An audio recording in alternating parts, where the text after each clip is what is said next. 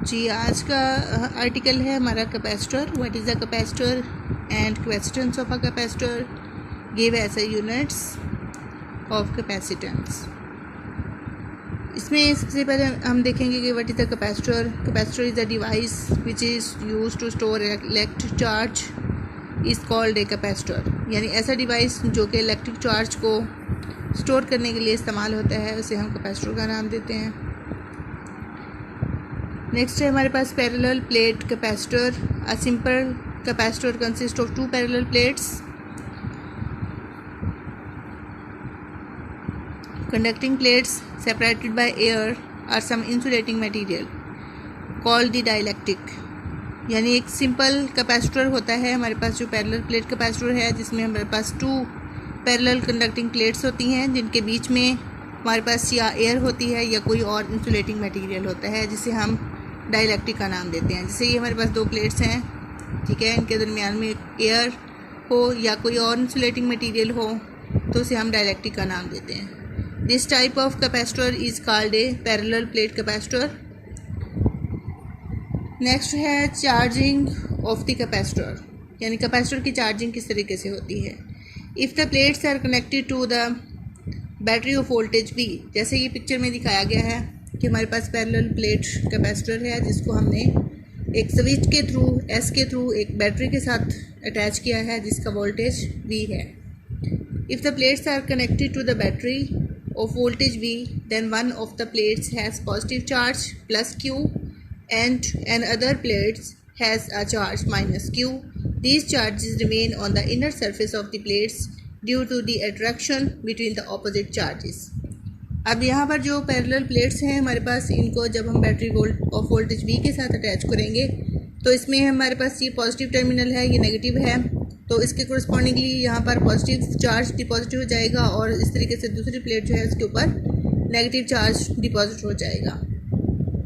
अब ये दोनों नेगेटिव ऑपोजिट चार्जेस हैं तो हमेशा ऑपोजिट चार्जेस एक दूसरे को अट्रैक्ट करते हैं, तो इस वजह से जो चार्ज है वो इन प्लेट्स के इनर सरफेस के ऊपर डिपॉजिट हो जाएगा। Let Q is the amount of charge on either of the plates and V is the potential difference between the plates। अगर यहाँ पर देखें एक प्लेट के ऊपर पॉजिटिव Q है, दूसरे के ऊपर नेगेटिव Q है, अगर हम इसका मॉड ले लें यानी मैग्नीट्यूड ले लें तो माइनस Q भी प्लस Q हो जाएगा और इस तरह से प्लस Q जो है इसका मॉड लें तो वो भी Q है। तो अगर हम सपोज करें कि किसी एक प्लेट के ऊपर जो मैग्नीट्यूड ऑफ चार्ज है वो Q है और उनके दरमियान जो पोटेंशियल डिफरेंस है वो V होगा, तो इस तरीके से जो चार्ज होगा वो प्रोपोर्शनल होगा पोटेंशियल डिफरेंस के, यानी जितना ज़्यादा पोटेंशियल डिफरेंस होगा उतना ज़्यादा अमाउंट ऑफ चार्ज जो है वो डिपॉजिट होगी कैपेसिटर के ऊपर।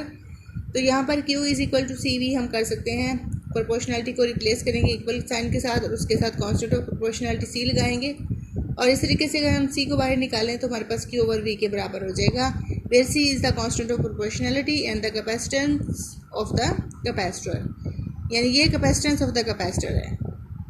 अब हम देखेंगे कि जो कैपेसिटेंस है वो किन फैक्टर्स पे डिपेंड करती है। बेसिकली जो कैपेसिटेंस है ये डिपेंड करती है फॉलोइंग फैक्टर्स पे, जिसमें नंबर 1 पे है geometry of the capacitor. Geometry means कि प्लेट्स का एरिया कितना है और प्लेट्स के दरमियान सेपरेशन कितनी है, ये ज्योमेट्री होगी इसकी, area of the plates and the separation between the plates D। उसके बाद नंबर 2 पॉइंट है मीडियम बिटवीन द प्लेट्स, यानी प्लेट्स के दरमियान कौन सा मीडियम है, एयर है, कोई और इंसुलेटिंग मटेरियल है जिसमें प्लास्टिक हो सकता है, प्लास्टिक शीशे की स्लैब हो सकती है, एट्सेट्रा, कोई भी इंसुलेटिंग मटेरियल।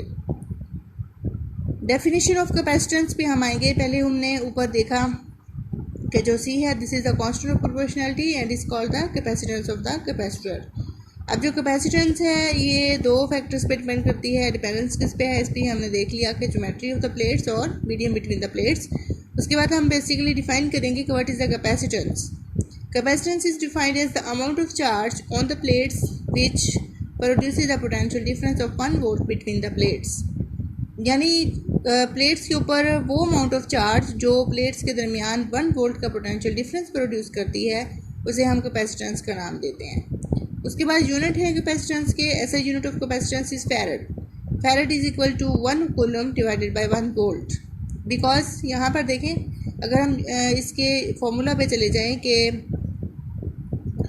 इसका जो कैपेसिटेंस है वो बेसिकली हमने ये डिफाइन किया था कि वो अमाउंट ऑफ चार्ज जो कि दोनों प्लेट्स के दरमियान 1 वोल्ट का पोटेंशियल डिफरेंस प्रोड्यूस करेगी, इसे हम नाम देते हैं कैपेसिटेंस का।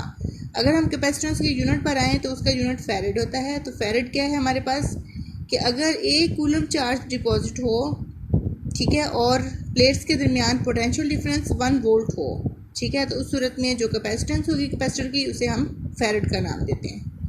1 फैरेड होगी या फैरेड।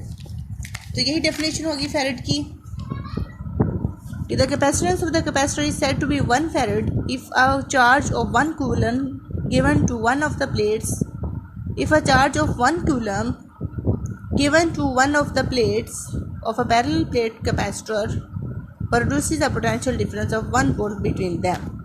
1 कूलम चार्ज अगर दें हम और वो प्लेट्स के दरमियान 1 वोल्ट का पोटेंशियल डिफरेंस प्रोड्यूस करे तो उस सूरत में कैपेसिटेंस होगी फैरेड।